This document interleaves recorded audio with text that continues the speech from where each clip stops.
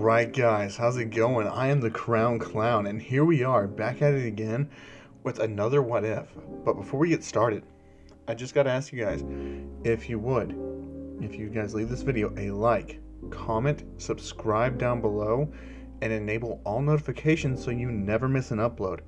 Because in these next few weeks, and all throughout the year, I'm gonna start pumping out better What Ifs, or creative What Ifs. Just overall, just a lot of fun it's going to be coming to this channel because I like to have fun when I do my What Ifs.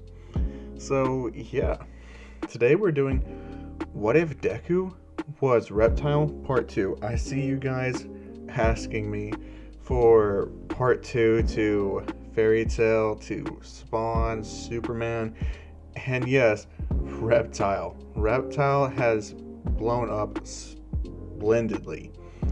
You guys really showed this video loves. You got it to over 2K views in less than a day. That's insane. And you guys have destroyed Fairy Tail.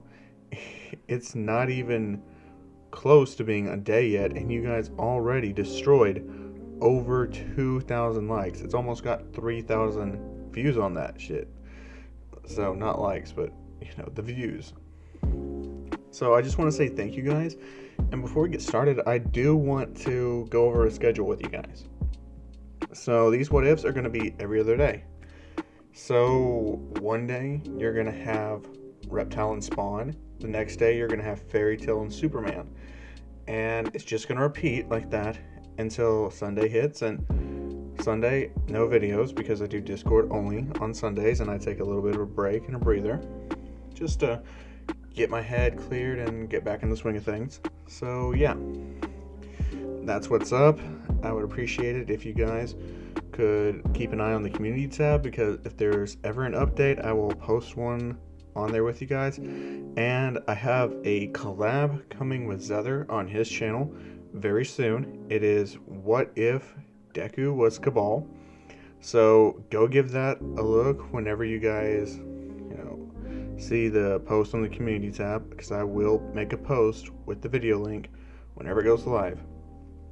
So with that out of the way, let's get to a quick recap. So with the recap happening, what we had in the last part was Todoroki is actually a Lin Kuei member.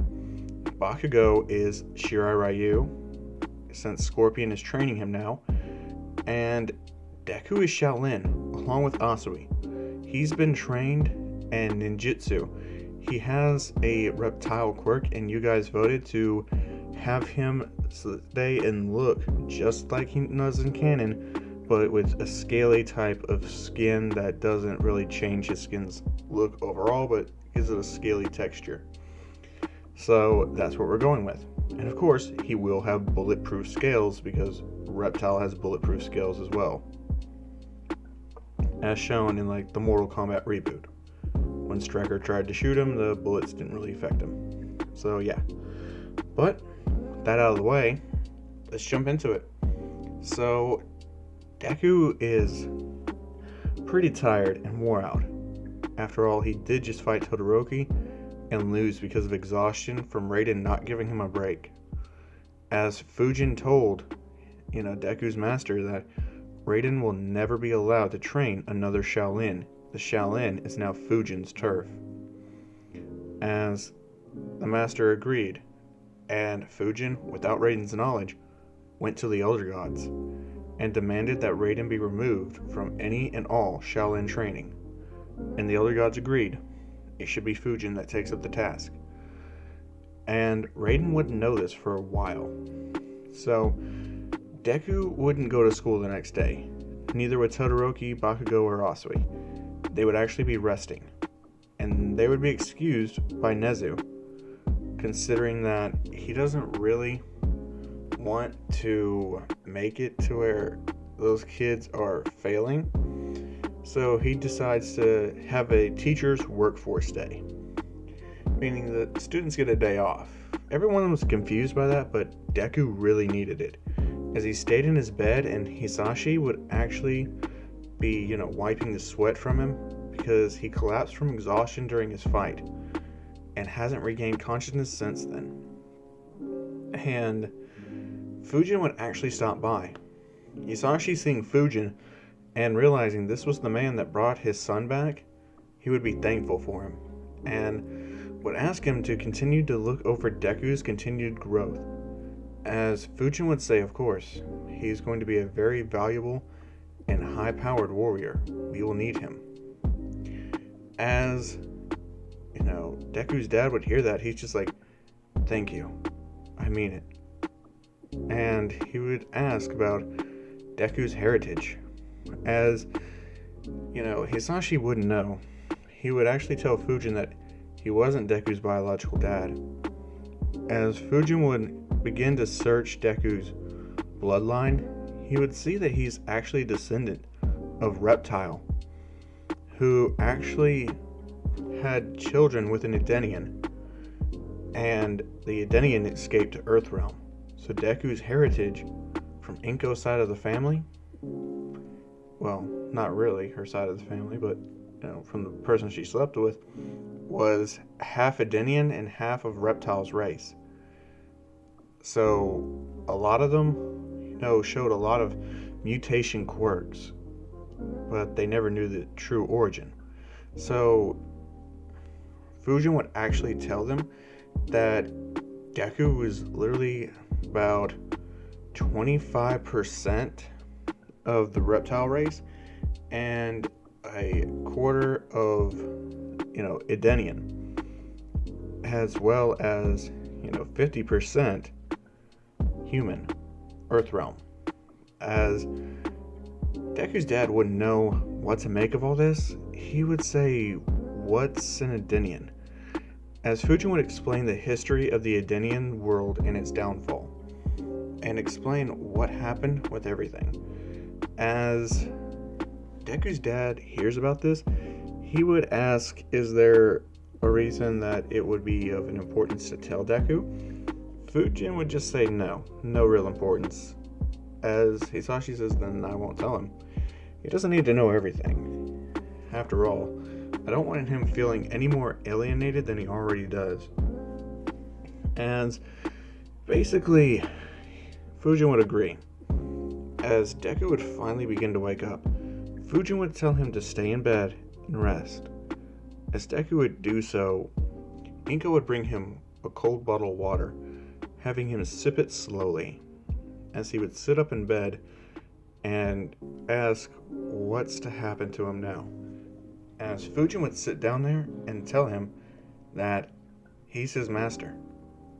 He would tell Deku that Raiden's lost his way ever since the Shaolin stopped doing the ways of the monks and went the way down of ninjutsu. As Deku would hear about Raiden in his past, about how he lost Liu Kang and Kung Lao, and the rage it filled him with, and that he became a lot colder and crueler after that day. As Deku could understand where he's coming from, he would still tell Fujin that Raiden needs to chill. He's had centuries to get over that. As Fujin would say, yes he has. My brother does not seem to see things in a logical sense. He thinks the Lin Kuei are Earthrealm's future. As Deku would actually ask about what Todoroki's past was, as Fujin would tell him that Todoroki actually was just brought to the Lin Kuei by his mother when he was a very small child. So that means Endeavor wouldn't have raised Todoroki, and he doesn't have the scar on his face.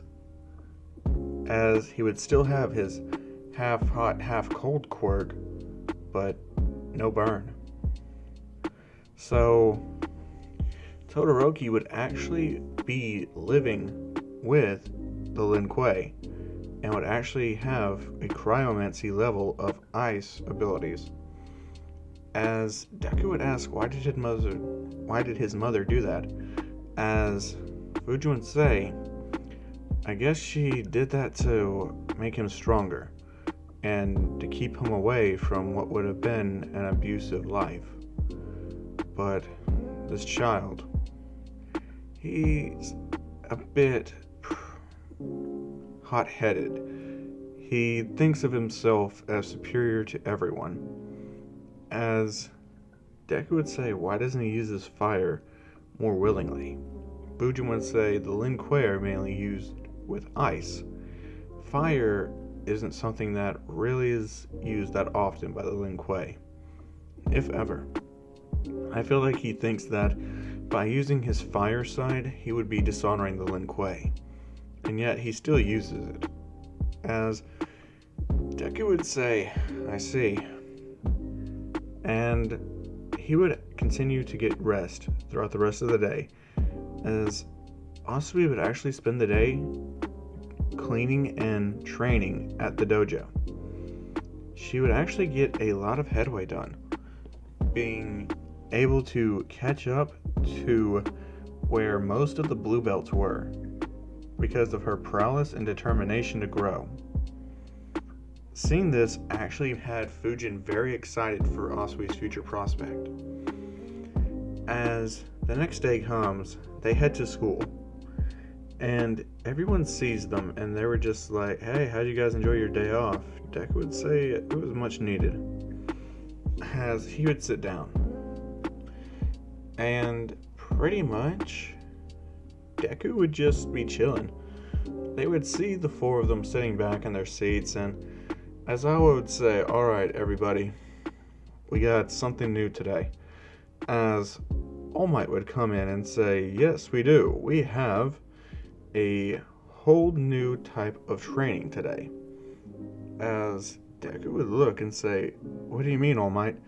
As All Might says, we're doing heroes versus villains.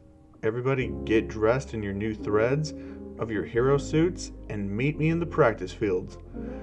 As they would get dressed and meet All Might at the practice field, everyone would look at Deku and see him in a full green ninja suit.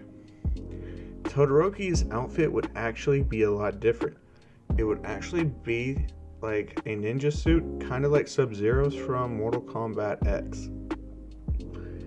As Bakugo's suit would actually look a lot like Takeda's from Mortal Kombat X. So yeah. And as for Asui, she would still have her same suit. Everyone would look at them and say, why do you guys look like ninja rejects? As Deku would say, watch your tongue. As they would say, yeah, whatever, Mr. Pajamas. As Deku would say, yeah, well I could still kick your ass. As Kaminari would actually step up and say, that a challenge? As Deku says, wanna fuck around and find out? And Kaminari would actually say, yeah, I do. As Deku would ask All Might for a one-on-one fight, and that he could play the role of the villain. All Might says that's not really what we were going to be doing, as he sees the look in Deku's eyes. Todoroki agrees with Deku, saying that this needs to happen. So does Bakugo and Asui, as All Might kinda gets it. Kaminari really just stepped on and disrespected their way of life and their belief system, their whole everything. The ninja suits weren't something that should be mocked. It was a rite of passage and an honor to be able to wear them. So, All Might agreed to Deku's request. As Kaminari says, I'm about to hit you with 1.6 million volts. As Deku says, if you can hit me. As he turns invisible. As Kaminari is just like, where did he go? As he feels a punch hit him straight in the stomach and that knee straight to the chin. As his head is grabbed and, he's flipped over and slammed into the concrete. And then as soon as he's trying to get up, he's kicked in the face, causing him to roll backwards like a rag doll. As Kaminari is just like, where can I see this guy? As even Toru's a bit surprised that his invisibility is actually better than hers. As Kaminari is actually just looking around everywhere, Deku would reappear behind him.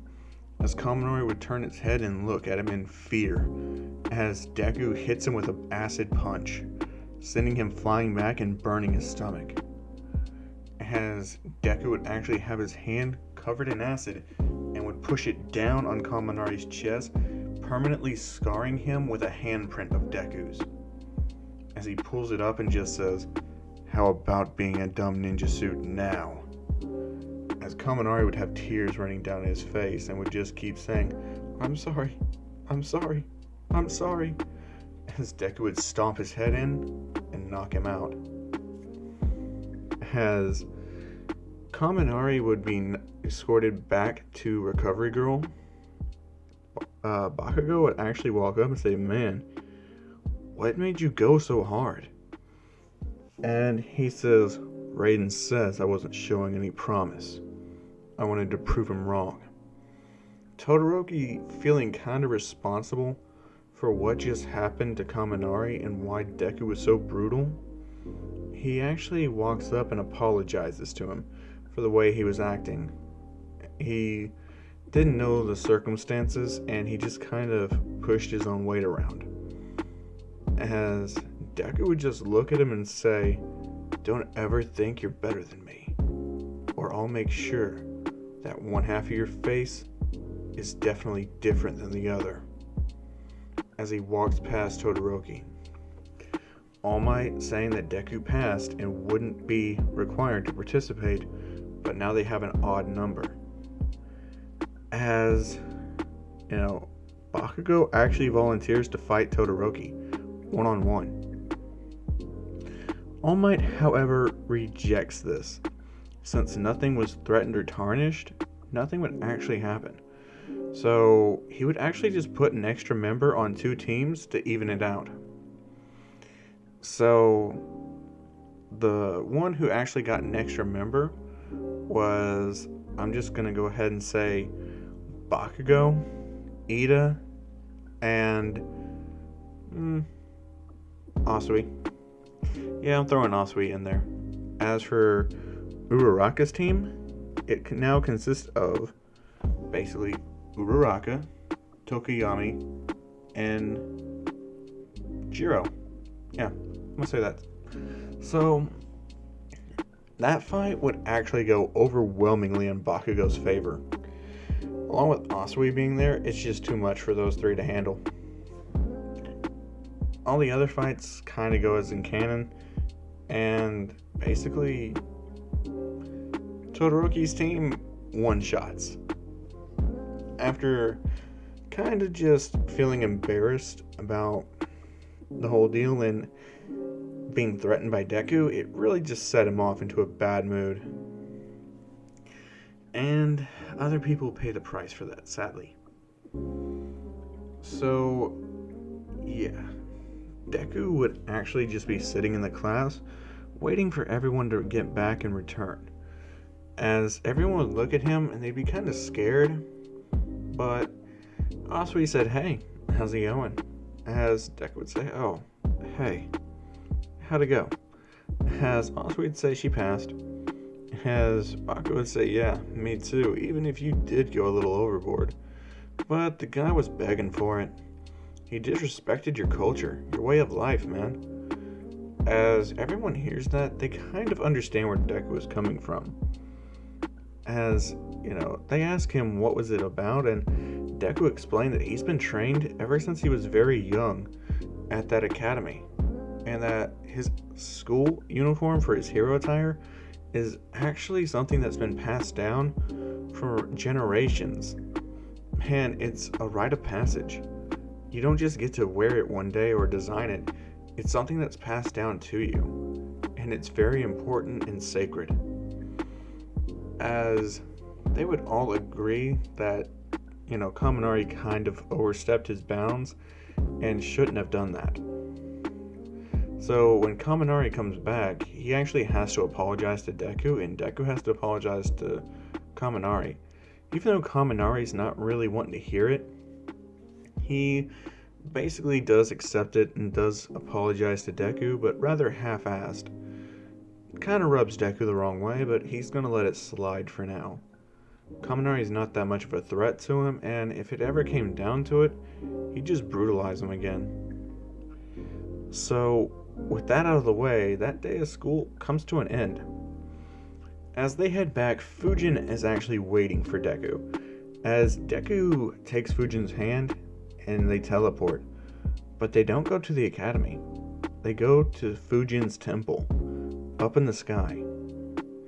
As Fujin tells Deku to sit, as Deku sits, Fujin brings out some tea. As they sit there and they sip tea, as Fujin asks why he did what he did. Deku says, "How do you know about that?" Fujin says, "I'm a god. I can see all, especially when I choose to see you."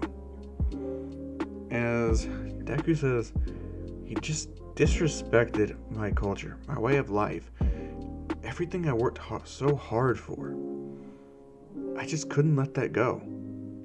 As Fujin would say, "I understand, but Raiden has poisoned your mind. You need not take his lessons to heart. Trust me, it will only destroy you in the future." As Deku would hear that, and seeing how Fujin's been so nice to him, and yet is so strong and so firm on his ideals and his beliefs, and is even willing to go head to head with Raiden over some things. So he actually agrees, as Fujin says, however, that does not mean you need to be going easy on people that would do you harm. As Deku would say, "What do you mean?" As Fujin says, there are forces of evil all throughout this world. Those who would wish to do you harm should have no mercy from you. You should be there, beating them down, and if it is necessary, take their life. There was many battles that I should have taken enemies' lives, but I spared them, and it later came back to bite me. I will never forget the time whenever I let Shao Kahn live." As Deku says, "Shao Kahn? You mean the Emperor of Outworld?" As Fujin would say, "Yes. A long time ago, before he became Kahn, Raiden and I fought him, and we beat him. However, Raiden begged me to spare his life. I did as my brother asked. If I would have known the horrors and travesties that would have came from that decision, I would have killed him right then and there. But what's done is done. He eventually got what was coming to him and was killed by Liu Kang. And I guess that's how it was destined to be. Although I would do anything to go back and kill him before it all began." As Deku sips his tea, and he says, "I understand." So Fujin tells him he must always be ready for battle, but never be the one to search it. If you are the one who hunts the battle will always get the better of you. And Deku would actually understand this perfectly. He would ask Fujin if there was ever a time that the battle overcame him. Fujin would say yes, many of times, but that is a tale for another day. And right now, we need to meditate. As Deku would agree, he would set his tea aside and sit there with Fujin for hours, meditating, finding his center, and resting his body with peace, feeling the cool wind breeze flow through him, the cold air inhaled into his lungs. He would feel at peace, his anger washing away. As Fujin would say, "You did very well for today. We will continue this tomorrow." As he would teleport Deku home, Hisashi being glad that Deku was back, and Inko being very happy and having dinner prepared. Deku eats, showers, and goes to bed. He would wake up, and for the next couple days, it would just be, studying, and doing tests at school and training under Fujin, or meditating, drinking tea, and some light sparring. So, with that, Deku would actually be a lot better off mentally and wouldn't be as ruthless anymore. He would actually be calmed and centered. So, when the USJ rolls around, which is today, as they all get dressed and head on out, Kaminari would say again that he is sorry to Deku, and Deku would actually accept and tell him that he's sorry as well and he will not let it happen again. As he would get on the bus, sit all the way in the back with Asui, as she would ask how he's able to have changed his personality and temperament so drastically in so little time. He would tell her about Fujin's training and how it's so different from Raiden's, but is so beneficial to him. As Bakugo would say, that kind of sounds like Scorpion's training a little bit. As Deku would ask Bakugo how Scorpion's training is going around. And Bakugo would say he's really very helpful. He's taught Bakugo how to really fight more controlled with his explosions, and is actually helping him channel his inner hellfire. So Deku's just like, really? That's awesome. As Deku would really just be happy for his friend. Bakugo would say, yeah, he's training me with a spear now. Deku says, a spear? As Bakugo says, well, he calls it a spear, but it's really a kunai on a chain. As Deku would say, I've seen him use it before in the flashbacks Raiden gave me, but that's about it. As Todoroki would say, wow, you guys are learning so low level compared to me. As Deku would say, well, how you train and how we train are drastically different. After all, haven't you been trained since birth? As Todoroki would say, well, yeah, but how would you know that? As Deku would say Fujin told him everything. How his mother left him at the Lin Kuei Temple, and Todoroki says, yeah, the best thing that ever happened to me. And Deku says, you're also a bit overconfident because of it, aren't you? As Todoroki would say, yeah, but what's so bad about that? After all, I'm amazing, aren't I? As Deku would say, amazing to you, but not to everybody. So, Todoroki would actually be very, standoffish with Deku and would say, if you got a problem, you can just come at me yourself. As Deku says, no, I don't have a problem with you, not in the slightest. You wouldn't be a good waste of my energy. As Todoroki says, a good waste? What do you mean by that? As Deku says, we waste energy every day. So, if you're what my energy is spent on, it would just be a bad waste. However, if my energy was wasted on something else, more productive, it would be a good waste. So that's exactly what I mean. As Todoroki would just say, you're an idiot. Fujin's just rewired your brain to be more monkish. As Deku says, monkish? That's not even a word. As Todoroki would say, shut up. As they get there, and Todoroki can sense the heat signatures, because that's what I'm giving him, because cryomancy, you can feel the cold. Well, I'm going to say Todoroki can sense people's body temperatures. As Deku would be able to smell a lot of scents and would say, there's more than just one person in there. With Todoroki confirming this with heat signatures, as Bakugo wouldn't be able to feel anything yet, but he would get a slight tingle once he entered the building. Asui not being able to really sense anything would actually feel rather bad, as Aizawa would actually call for backup, and All Might would actually arrive there before they actually head on in any further. Getting there super early, All Might would actually meet 13, and 13 would say, oh, All Might, I didn't know you were here.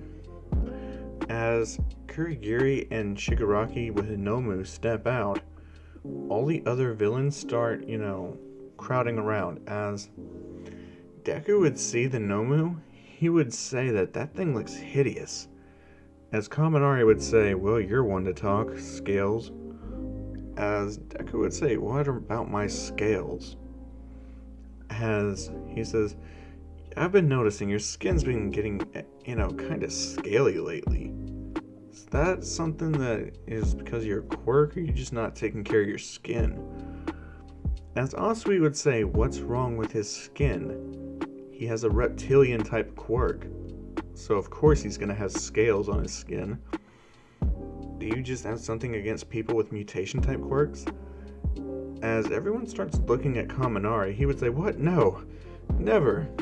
As Mina would come up to him and say, what? You got a problem with people that has a mutation? And basically Kaminari would shut up and just say, oh, what the fuck ever. As Ida would actually not have to go anywhere to get any extra help, because All Might would have eventually just called him in. But the students still get scattered everywhere. And Deku, he's still with Asui and Mineta. However, Mineta, when he starts freaking out, Deku would literally just bitch slap him. Hit him with the almighty backhand.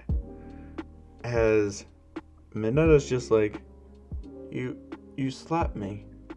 As Deku would say, yeah, and I'll do it again. You're gonna help us or you're gonna die. Those are your only two choices. Get your head out of your ass and start acting like a hero. As Mineta would say, yes sir. As Deku would tell him to throw his hairballs into the water. It would stick to them and they wouldn't know what it's fully capable of. So Mineta does that to his scalp's bleeding. As Deku, having one for all, would actually go up into the air and slam his fist against the water, creating a huge whirlwind, and a whirlpool would ensue. As Asui would grab him up before he goes into the water, as along with Mineta jumping away, Deku would also shoot acid out of his mouth, hitting some of the other guys and causing them to burn. As Deku gets back, he starts to rush in, saying that he has to help All Might. As All Might's actually getting beaten up pretty badly by the Nomu. Since Kirigiri's there, yeah, it's a pretty bad beatdown. As Aizawa was handling the grunts so they don't get in All Might's way, Deku would actually rush in and kick Shigaraki in the head. As Shigaraki would say, that hurt. As he would look around, he wouldn't see anybody. As Deku would touch All Might, turning him invisible, the Nomu wouldn't see him, and they wouldn't know where they're at. So, as if by, some force of spiritual nature, Nomu starts getting tag teamed by an invisible All Might and Deku, hitting him with blow after blow. As Nomu couldn't defend himself, as All Might would just duck and actually hit him every time Nomu swung out of anywhere. With Deku being so versatile, he would actually be flipping around, as he would jump onto Nomu's face and spit acid right on top of it, blinding the Nomu temporarily because of his regeneration, but still blinding him. Just enough for All Might to come out of his invisibility and hit him with his most powerful punch, sending the Nomu flying all the way up. And the Nomu, its shock absorption, it would be tapped out, so the Nomu would take the full brunt of the attack. As Shigaraki says, we lost the Nomu, but we still have hostages. We still have the kids. As he sees all the other students start coming out, Deku would rush towards Shigaraki, saying that he's going to end this. This isn't something he's going to regret like Fujin did. As Kirigiri immediately just warp gates out of there with Shigaraki, as Deku gets ready to hit, he connects with Shigaraki, but he's pulled back before the portal can close, so his hand doesn't get cut off. Shigaraki, feeling the effects of that last punch, actually has blood coming out of his mouth. As he looks at his own blood, he's just like, disgusting, as he shakes it off. The rest of the villains would be rounded up quickly by the pros, as All Might would look at Deku and just say, "You did well and you saved my life. I won't forget this, and I definitely made the right choice with you." As Deku would say that he's just sorry he let them get away. It won't happen again next time. As Fujin would appear, telling Deku how proud he was of him for not just defeating all these enemies that laid in front of his path, but for also doing it smartly and effectively as well. As Raiden would appear, he would be furious with Fujin, asking, "What did you just do? Why am I no longer allowed at the Shaolin Temple?" As Fujin would say, "It is my domain now, Raiden. The Elder Gods approved of it." As Raiden would say, "You overstep your bounds. I shall challenge you in mortal combat to have that rule revoked." As Deku would actually step up and say, "If you're going to challenge Fujin, you'll have to get through me first. I won't allow this." Seeing as how one of the own Shaolin students defy him openly, Raiden would be furious. The red lightning would crackle, as he would say, "You dare stand in my way, boy. Have you learned nothing?" As Deku would actually get in Raiden's face and tell him he's learned plenty. He knows about how angry that Raiden is, how much hate is filled in his heart, and how his teachings are poison. They will only lead to fighters' deaths, not their victories. Being ruthless is okay, sure, but being so angry that your own mind is clouded, that is something that is deadly to a fighter. It's a lethal poison that runs through their veins and will get them killed in the heat of the moment. Raiden, hearing this, would be furious and say, "Who are you to question me about my teachings, boy? You should learn your place before I have to teach you your place once more." As that's when Fujin steps in and says, "I will not allow you to threaten my student. Raiden, if it's Mortal Kombat you want, then it is Mortal Kombat you will get. You will meet me at the Shaolin's Mortal Kombat tournament ground in 2 days. Be there and I will accept your proposal for combat. If you do not show up, it will be seen as a forfeit and you must swear off all of this petty vengeance and anger forever, as long as giving up any hope of seeing the Shaolin again." But alright, this is where I'm going to be leaving it off for today. So I hope you guys enjoyed this video, and if you did, I would appreciate if you gave me a like, comment, subscribe down below, click that notification bell so you never miss an upload. As always, I've been the Crown Clown, and I hope to see all of you beautiful people again when I unleash Spawn on you. So yeah, Spawn is actually going to go hard this time. Like, I'm not messing around. We're getting into the UA this video. So, can't wait to see you guys there. As always, I hope you guys have a fantastic day. I've been the Crown Clown. Peace.